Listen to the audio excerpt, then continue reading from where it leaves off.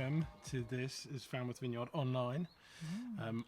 We feel a little bit like newsreaders, or anchormen and women. Indeed. Anchor lady. My name's Nathan. I'm Ruth. And welcome, especially if this is your first time with us. It is great to have you in this virtual world of church that we are now living in. How was your week? It hasn't all been like this, has it? It's not always this warm in Cornwall, just to kind of... we had the heating on this week. Break that to you. Yeah. No, it is always this warm. Oh, no, it is, yeah. This is we live in paradise. It was cold. Yeah. Rainy, nasty, and now we're out in the garden. Yeah, with the birds singing. And we've had to change microphones because... the birds were too loud, The birds were too loud, yeah, the bees were too loud. Everything was going crazy in the garden. But we probably should tell you what's going on this week. We probably should. So if you are new and just checking us out or joining church for the first time, then we'd love for you to join a small group. They meet nearly every night of the week. Little communities that meet normally in houses face to face, but now we're doing them over Zoom. So you can go onto our website, falmouthvineyard.org/small groups, and you can find a group that you would be able to join. When you sign up, they will email you the login details for the Zoom call, and the small group leaders will be looking out for you and get in touch with you, see how you're doing. And they're just groups that do life together, basically. They'll study something of the scriptures or maybe another book on the Bible as a series during the week or during the month. And then you get an opportunity to pray for each other as well and pray with each other.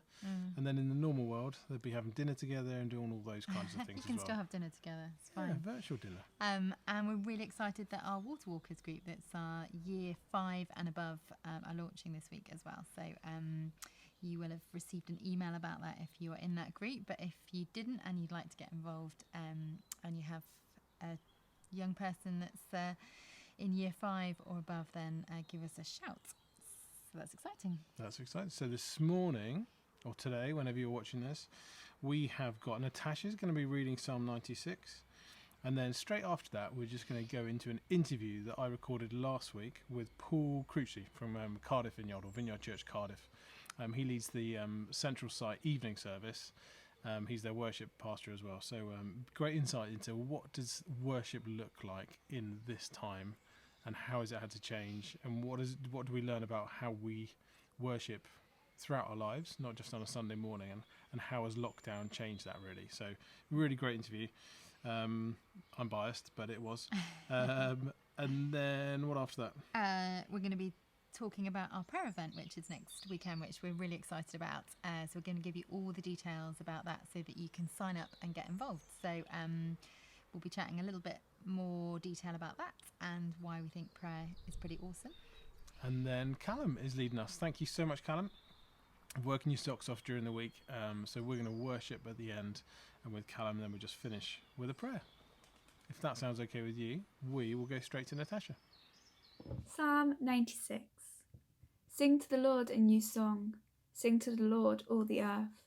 Sing to the Lord, praise his name. Proclaim his salvation day after day. Declare his glory among the nations, his marvellous deeds among all peoples. For great is the Lord, and most worthy of praise. He is to be feared above all gods. For all the gods of the nations are idols, but the Lord made the heavens. Splendour and majesty are before him, strength and glory are in his sanctuary.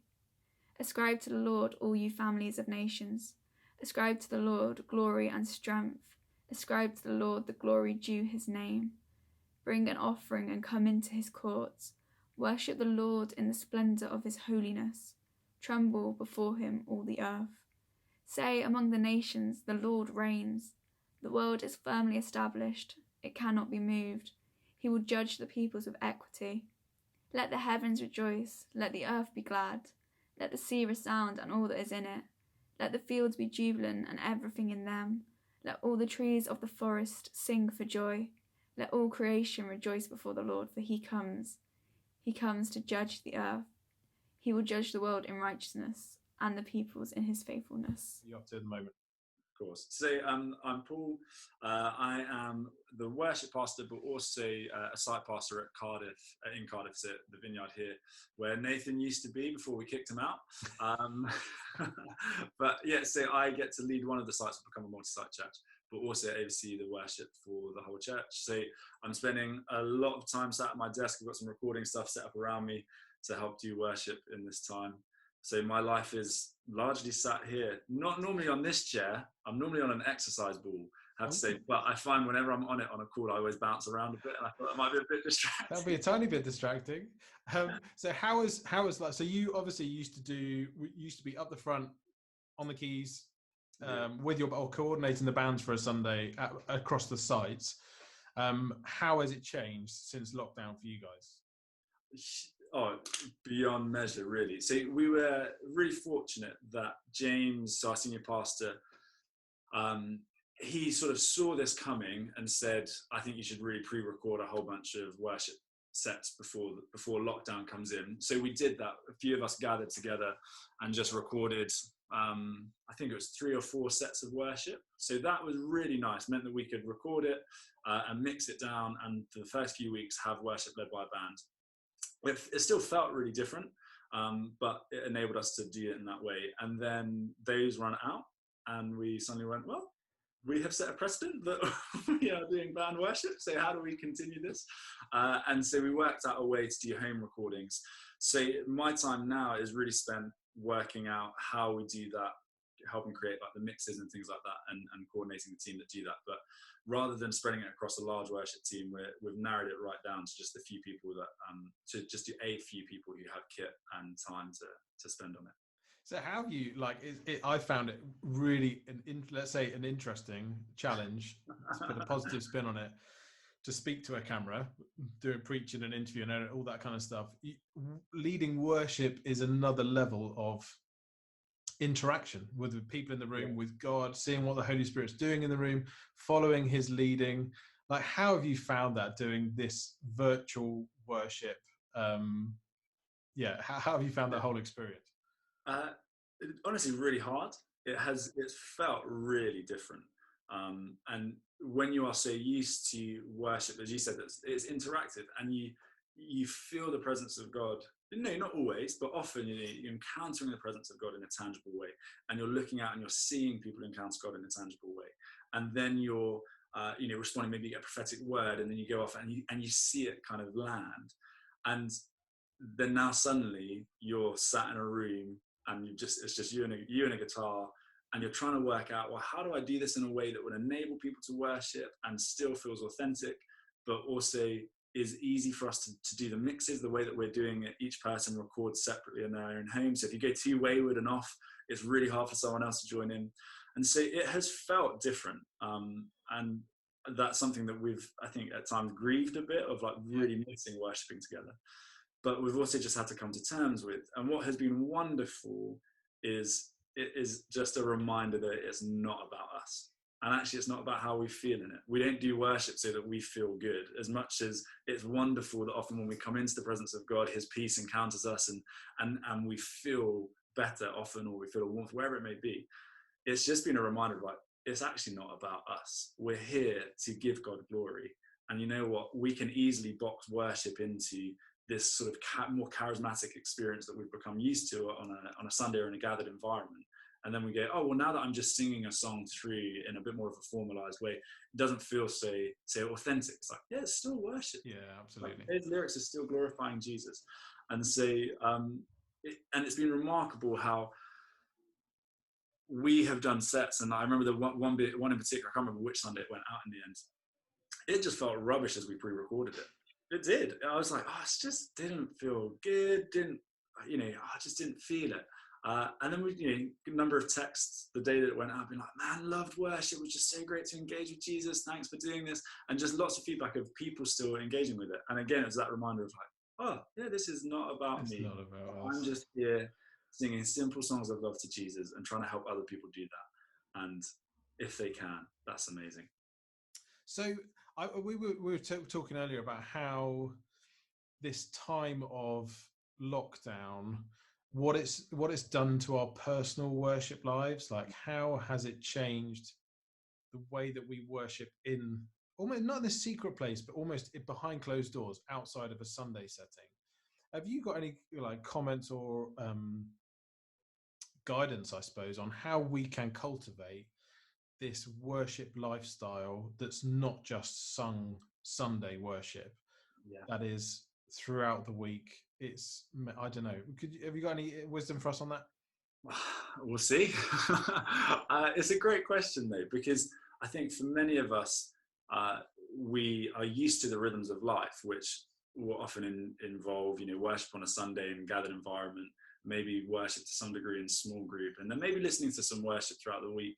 But when those environments are taken away, you suddenly go, oh, I've lost this moment where maybe I really engaged with Jesus. And that's definitely what I found last week. Spent some time I was really just grieving. I was like, Lord, I miss worshiping in a corporate setting together so much. I miss that way that you just can encounter God's presence, that you hear the praise of other people, that you can see God moving, all of that stuff. I was like, I miss it so much. I was like, it's just not the same.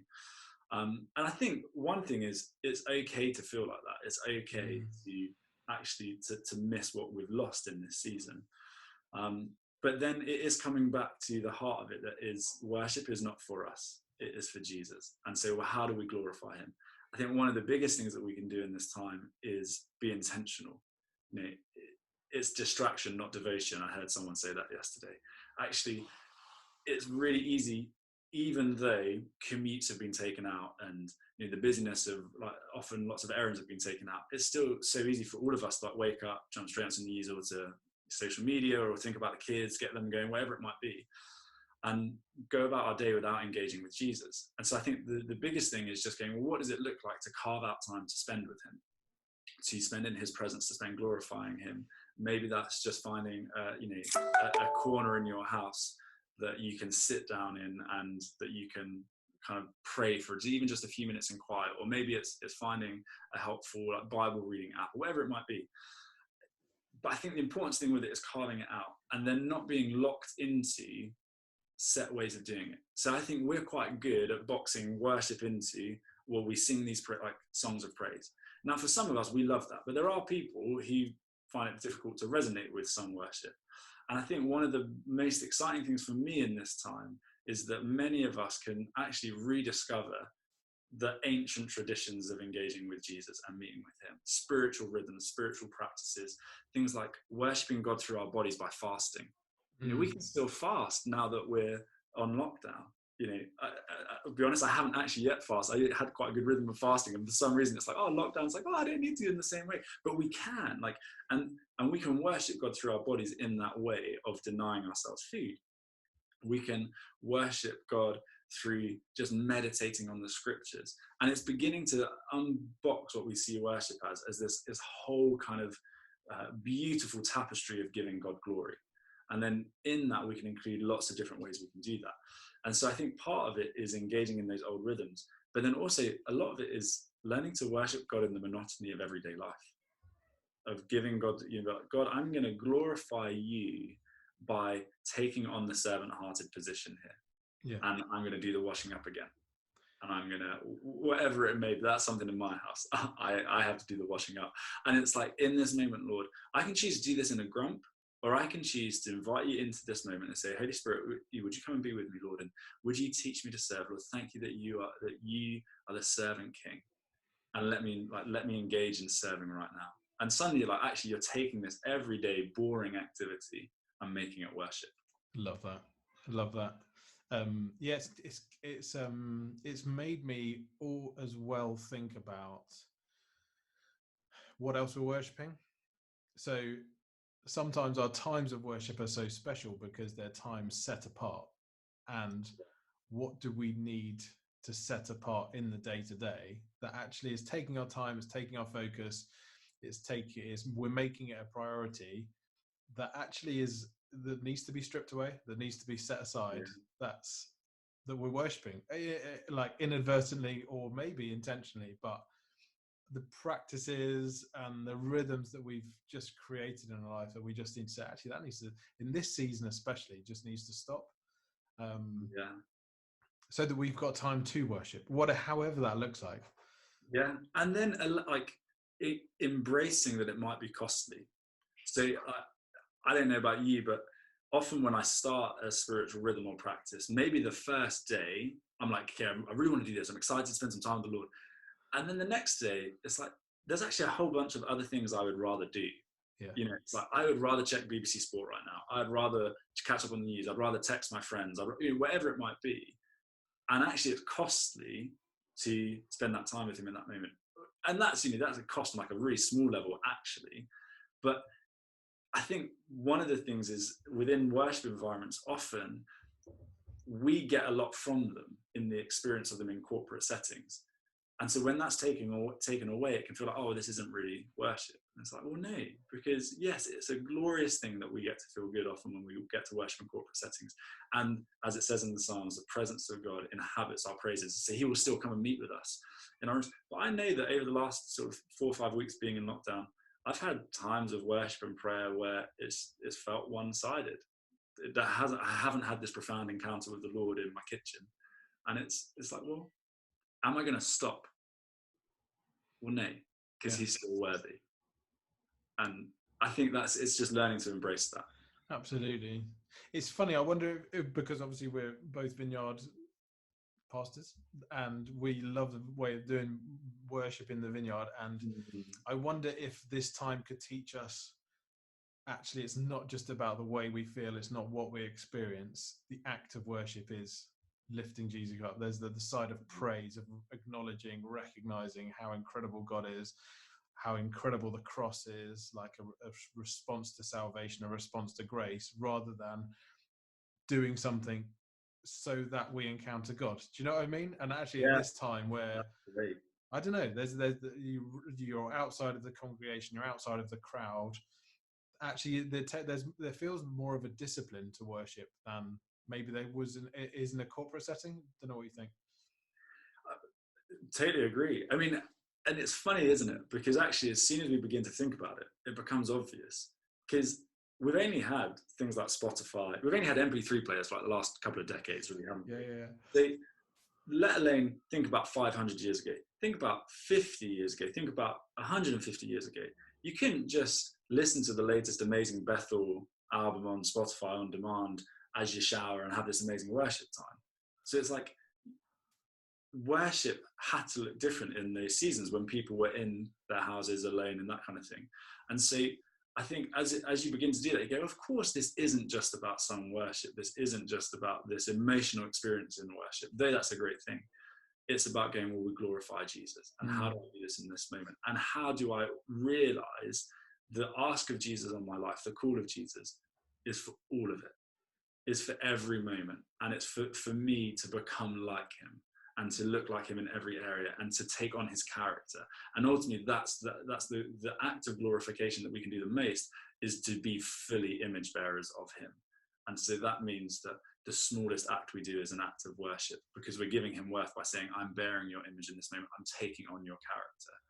And that is where it goes, well, this is, I mean, look, I love sung worship. It is one of my favorite things. But it's that realizing, okay, this moment here is how I worship. I remember someone saying to me, I was actually on discipleship school over in the States, and within the kind of worship school environment, and I kind of was asked to take out the bins, and I, in that moment, sort of hesitated. And, you know, it wasn't a big hesitation, but it's a bit like, oh, I want to do something. Oh, okay, no, I'll do it. And then one of the older guys saw me have that response, and he followed me down to the bins, and he was just like, you know what, you shouldn't hesitate. He was like, nothing you do here will be more important than this. This is one of the biggest acts of worship you can give to Jesus, just to humbly serve. And it was like, oh, it's so true. It's so true. And so there's almost a time when, I don't know, there's the non-visible, the servant act behind the scenes are just so powerful. And it's funny because there's almost, I feel like there's a tension at the moment because everything is kind of like, if you haven't posted it on social media, it's not happened. If it's not on your Instagram account feed, then what did it really happen? And then, but there's a side of actually a walk with Jesus that says, actually it's about the secret place. It's about the hidden investment in your faith. It's about the heavenly, not the physical, which is, I don't know, there's a tension at the moment because from a church point of view, you want to be seen like, actually, we're doing this, that, and everything else. But actually, there's the other side of it where you just go, it's okay for it to be hidden, and it's okay not for no one to know like what you're doing.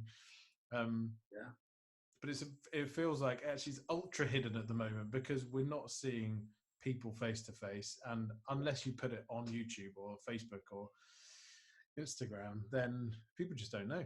But that's not a bad thing. No, it's not. And I think it's checking our hearts often, isn't it? Of going, why do I want to share this? Is it actually to glorify Jesus? Is it actually to help other people? And you know, I'm not against people sharing that they're having a Bible study or sharing a worship moment or something. I think that's great. It floods social media with a great message. Really, really good. But I know that I've had to check my heart sometimes of what's my motive actually behind posting this? Because I can hide behind this like, oh, I just want to glorify Jesus and I want my non-Christian friends to see this great mess. It's like, no, I want to look cool in this moment. Actually, my heart isn't in a good place. Like, I want to seem like I'm this holy person. And you know what? I just need to not post something. Yeah. Because I need to close the door and go and be with my Father in prayer. And if I can't do that, well, then why on earth post it? I remember the Lord said something to me probably about 8 months ago, maybe slightly longer. I just had a few months, probably a couple of months of doing lots of public stuff in leading.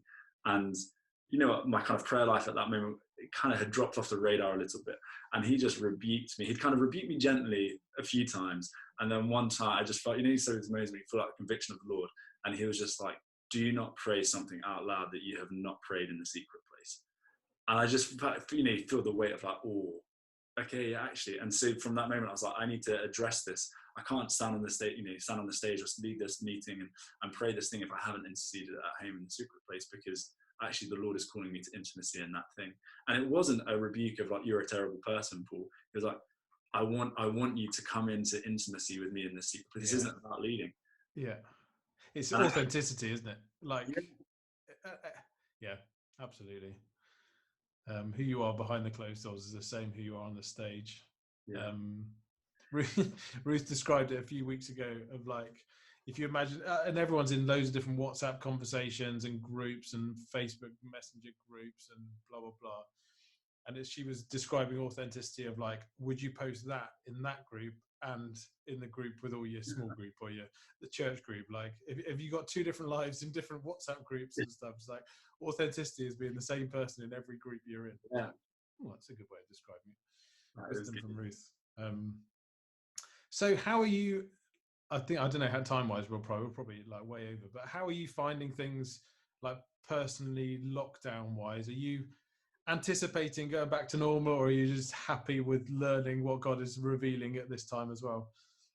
You know what? I feel very fortunate in this time because work is so busy. I'm keeping nice and occupied. I've got a job that is secure right now. Claire, my wife, she's a doctor. Her job is secure. So we're really fortunate from that side of things. But then also I get to do a job I love and I get to work with people I really love. And so I feel very fortunate because my time is well occupied. And I know that for many people out there, that's not the case. But so really during lockdown, we're doing okay. So excited for when life returns to normal, but aware that in reality that is going to be a long journey back to kind of what we knew as gathered environments of worship. But I'm excited to see what the Lord does, both in me, but also in our communities around this. I think we're never going to be the same, but for a really good reason. I think we've learned things about ourselves. I saw someone post the other day, they were like, oh, before lockdown, if you told me, do you want to go for a walk? He'd be like, nah, mate. But he was like, now, he's like, seeing this cat on my walk's the highlight of my day. And it was this just like great moment of people have learned some of the beauty of slowing down. But for me, I think the key is, how do we invite Jesus in? How do we let him into this season? So that whenever we reemerge, and whatever that reemergence looks like, we can go, you know what, I didn't waste that time. Actually, look at what the Lord has done in my heart. I have grown. I have become much more like him, whatever it might be. And I've not wasted it. Paul, thank you so much for your time. Pleasure. We look forward to welcoming you back down to Falmouth. It would be more- great. You know, I loved my weekend there last Yes. year. It was so much fun. And I wasn't. I didn't tell James I wasn't going to let you go back. But That was a great interview. Really enjoyed that. I was really struck by just that whole idea of kind of deconstructing worship and how actually this whole season has meant that we've had to think beyond worship as being a 30 minutes on a Sunday. Maybe you thought beyond that anyway, but I love what Paul says about seeing kind of serving as worship and kind of serving one another. How it's so much broader, so much more. definitely, I think for me, one of the things he said was how we worship because God's worthy, rather than of how we experience God in worship. And I think this time of lockdown and this general time of life and these last couple of months, I think a question I've been asking is, okay, what's God teaching me in this time? And there's a few things around worship and rhythms of life, like the rule of life that John Mark Comer would say. And actually it's just really important to say, okay, what is God teaching me in this time about worship? We quite often have worship music on with the kids in the morning when we have breakfast, which is great, and they love it, and they started to sing along, and it's amazing what they pick up even just through songs, theology, practices, the sense of worship, sense of God's Spirit, and how it changes the atmosphere even at breakfast, which even at that early time of the day can be a bit fractious in the Gilbert household. So that was great. It's true. So we wanted to announce our prayer event, didn't Yeah. we? Yeah. So you may remember at our vision talk, or way back, even at the beginning of September, we talked about how we really felt God had been stirring us to press into prayer as a community. How just it was the kind of cornerstone of seeing God move was actually kind of first of all falling on our knees and really crying out to God.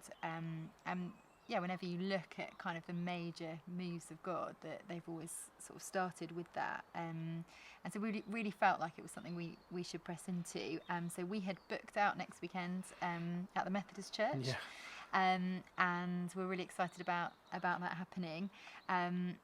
But we felt we could still carry on. In fact, it's probably easier at 3 a.m. in the morning for you to do it in your own home than to make your way down to Falmouth Methodist Church. yeah. I need to cancel the booking actually. So what is it going to look like? So what we've done is done it through the 24/7 prayer website. So you can log on to the link in the description for this video, or on our website as well, and you can sign up to do an hour slot or longer.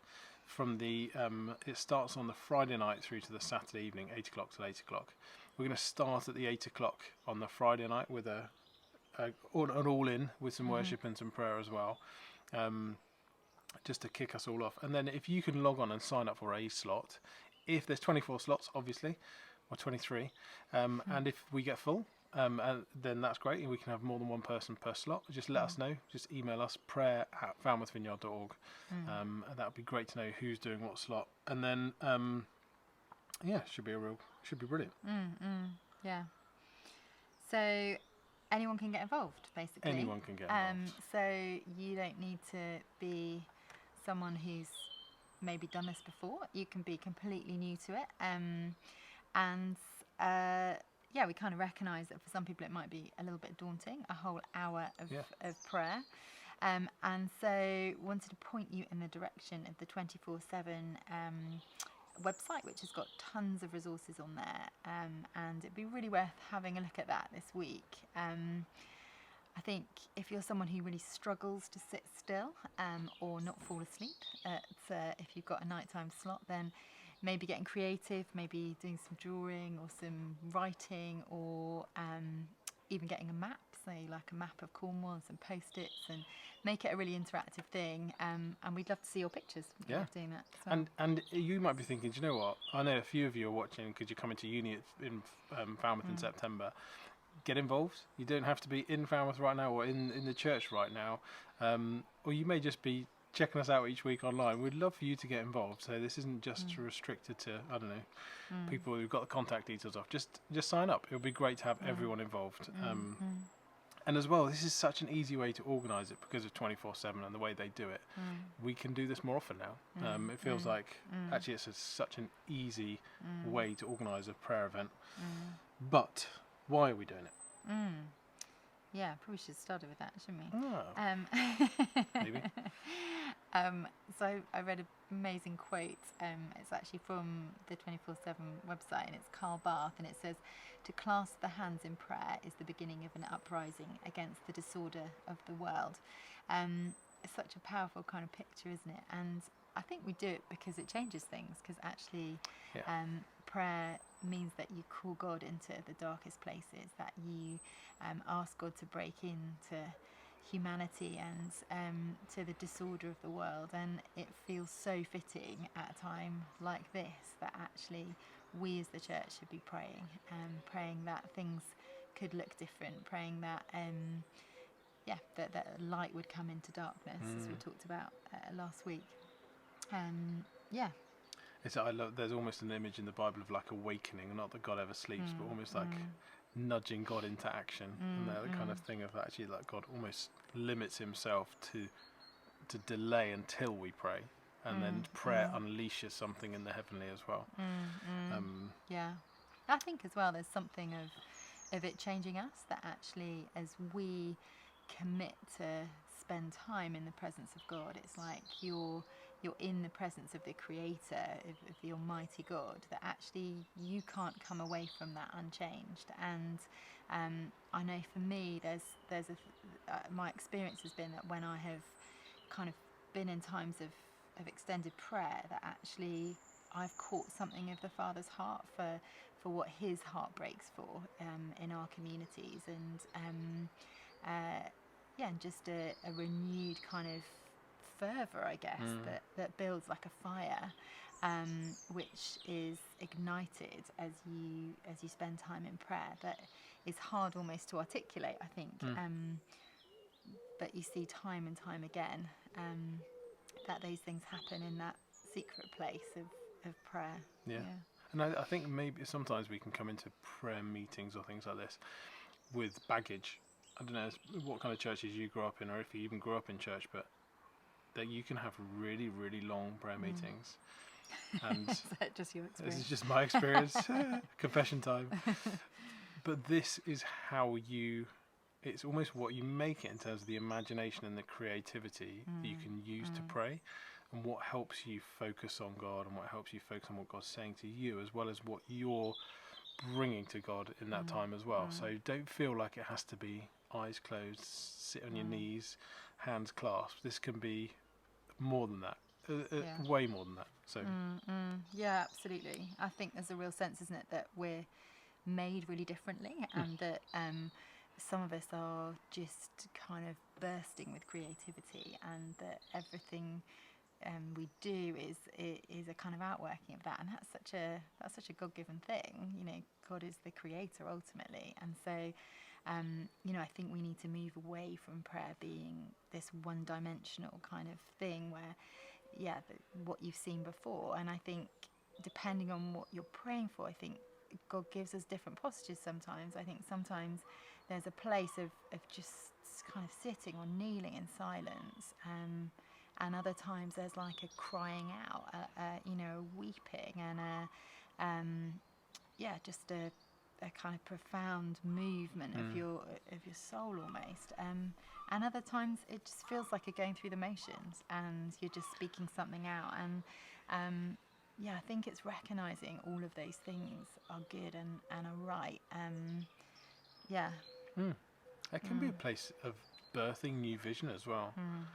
I've heard, listening to podcasts and other things and watching stuff online over the last couple of weeks, that actually this has been a season of dreaming, like real dreams, that people are having that are God-given dreams, and that God is almost stirring a prophetic dream season, which sounds weird. I wouldn't normally say anything like that myself, but that's what I've been hearing, and that's what we've been hearing from people in the church as well. So it may be that actually within this time God is birthing vision and birthing new like ministry or life, or God might put someone on your heart to pray for and strive for in prayer in that time as well. So I suppose what we're just saying is think of it broader than just bringing a prayer list to God of things that you would like fixed in the world. This is a chance to receive God's heart for what's going on as well.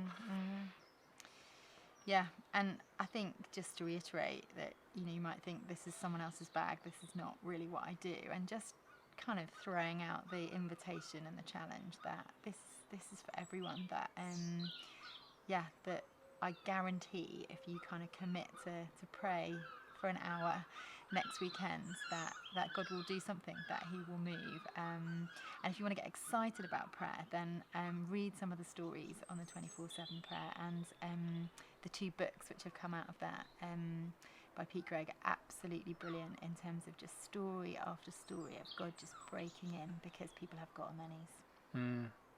Great. So Callum's going to lead us in worship, but should we just pray before we go into that? That'd be great. I think as we move into worship, there is a chance just to centre and focus on what God wants to speak to us and how we want to approach God. So I would encourage you, if you can, to concentrate, to dial down the distraction around you, and to focus on worshipping to God in this time. This isn't a time just of singing. It's not just a time of singing your favourite songs. This is a time of giving something of yourself to God in worship. Yeah, so before we start, I'm just going to pray. Yeah, God, we thank you that you're present, that even though we're not together, that you're present in our households, that we can encounter you through your Spirit. Yeah, thank you, Jesus. Amen.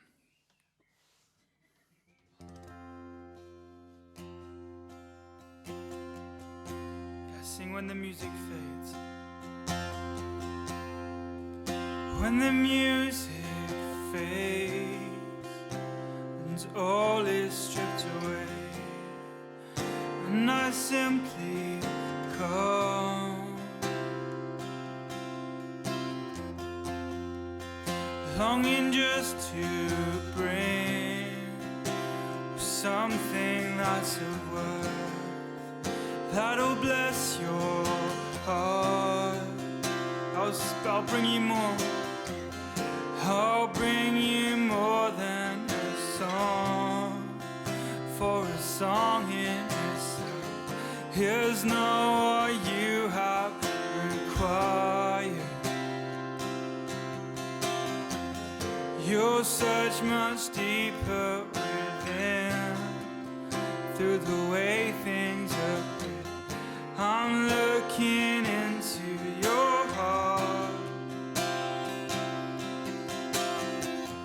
I'm coming back to the heart of worship, and it's all about you.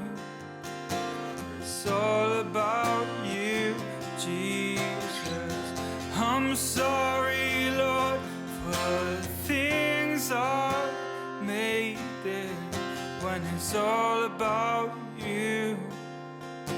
It's all about you, Jesus.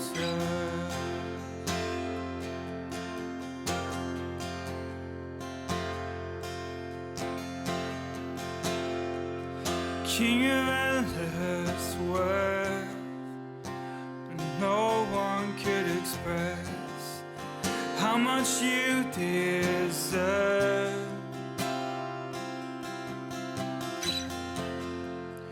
Though I'm weak and poor, and all I have is yours, every single breath,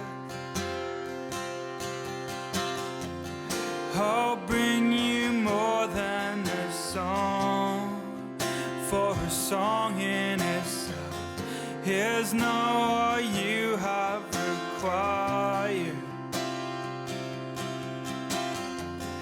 You'll search much deeper within, through the way things appear. You're looking into my heart. I'm coming back. I'm coming back to the heart of worship, and it's all about you. It's all about you, Jesus. I'm sorry, Lord,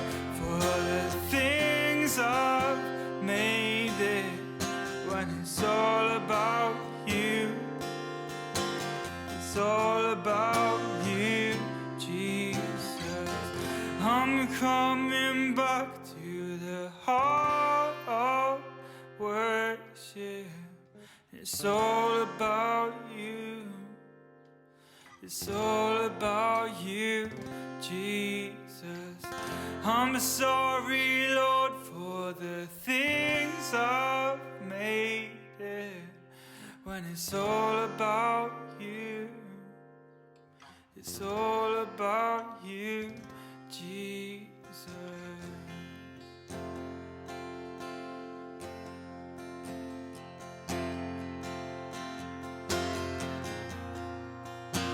It's all about you. It's all about you.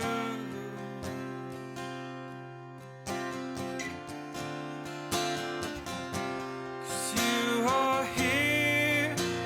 You're moving in our midst. We worship you. We worship you. You are here, you're moving in this place.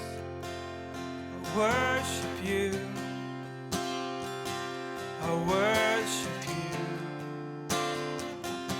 'Cause you are here, you're moving in our midst. I worship you, I worship you. 'Cause you are here, you're moving in our midst. I worship you, I worship you. 'Cause you are waymaker, miracle worker, promise keeper, light in the darkness. My God, that is who you are.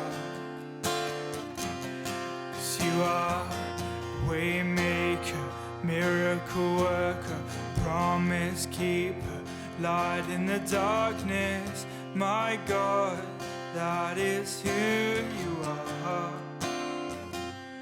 'Cause you are here, you're touching every heart. I worship you, I worship you.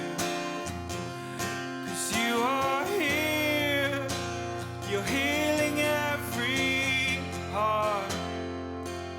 I worship you, I worship you.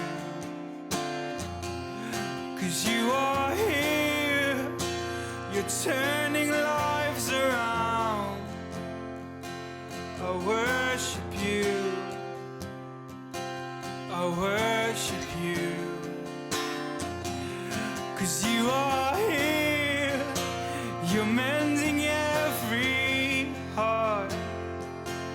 I worship you, I worship you. 'Cause you are waymaker, miracle worker, promise keeper, light in the darkness. My God, that is who you are. 'Cause you are a waymaker, miracle worker, promise keeper, light in the darkness. My God, that is who you are. Even when I don't see it, you're working.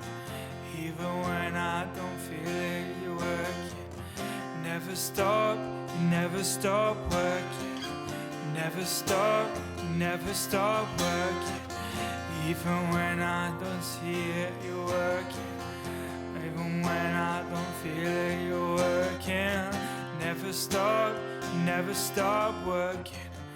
Never stop, never stop. You are waymaker, miracle worker, promise keeper, light in the darkness. My God, that is who you are.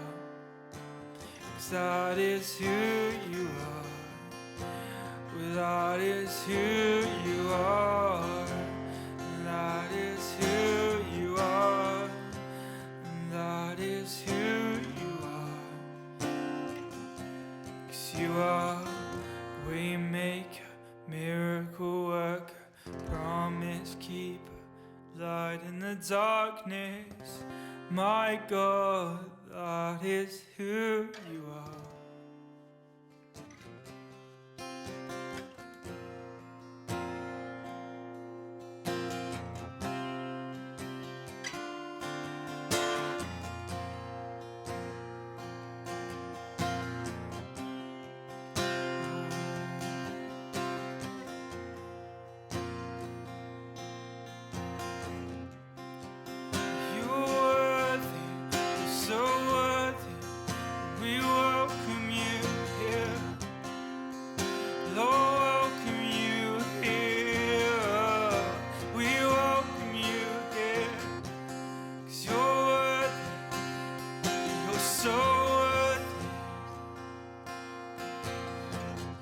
I'm waiting on you, God.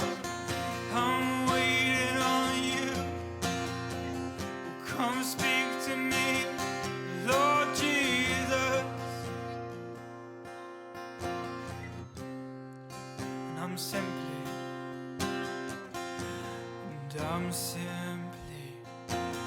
waiting on you. And I'll listen when you speak. My full attention is on your face. You're the one that I see. I'm simply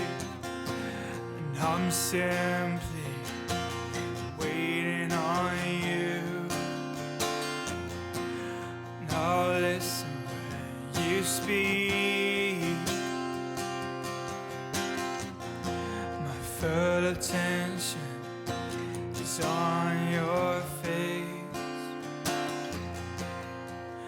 You're the one that I see. So Spirit, come.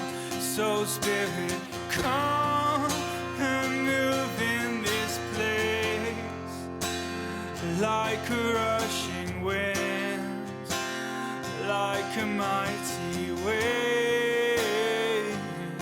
Let your glory fall like rain. And here I am, I'm simply waiting on you. Have your way.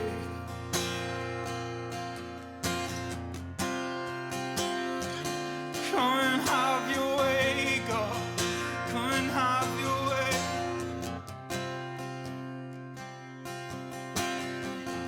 In your presence, everything changes. My heart awakens when you're here. I'm ready, let your kingdom break in. As you draw near,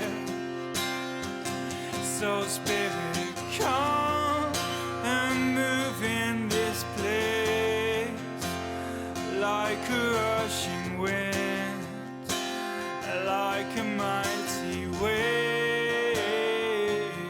Let your glory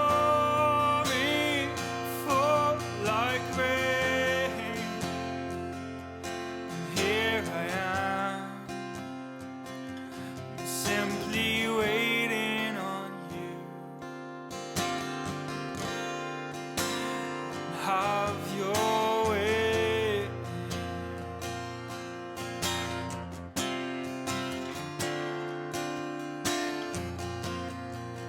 Come and have your way, God. Come and have your way in this place. Come and have your way in this place. Come and have your way in this place.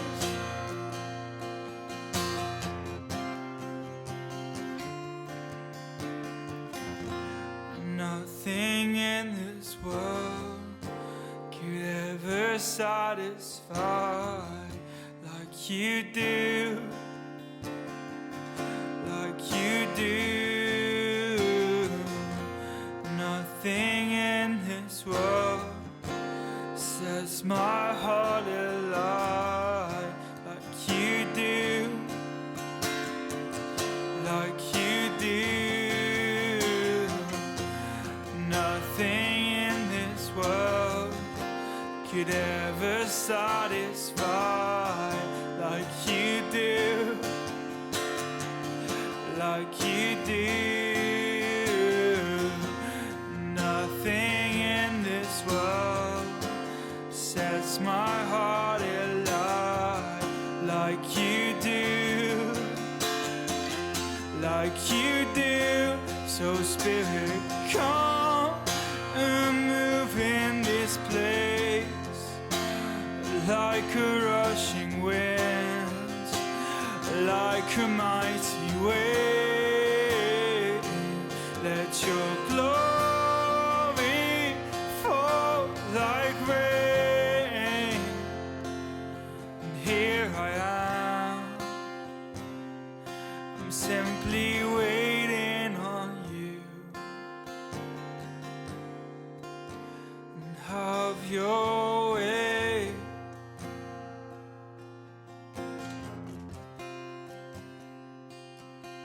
Have your way.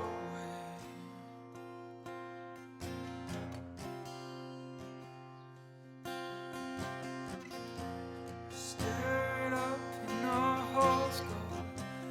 Stir it up in our hearts, Lord. Stir it up in our hearts, the passion for your name. Stir it up in our hearts, Lord. Oh, stir it up in our hearts. So stir it up in our hearts, the passion for your name. So Spirit, come and move in this place like a rushing wind, like a mighty wave. Let your glory fall like rain. And here I am, simply waiting on you. And have your way.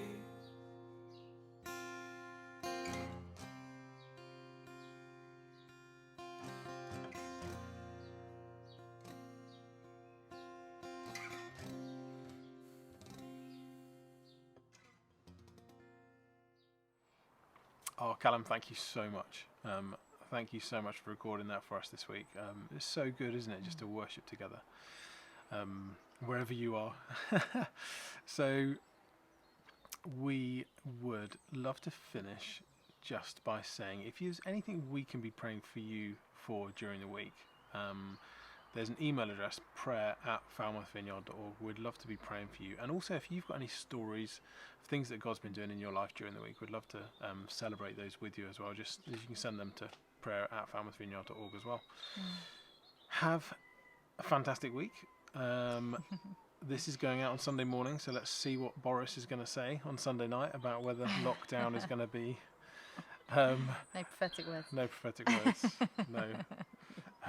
Yeah, so we just pray a blessing over you wherever you are in your family. You'd know peace, you'd know truth, you'd know the hope of Jesus in this time as well. Have a fantastic week, and we'll see you next time. Bye.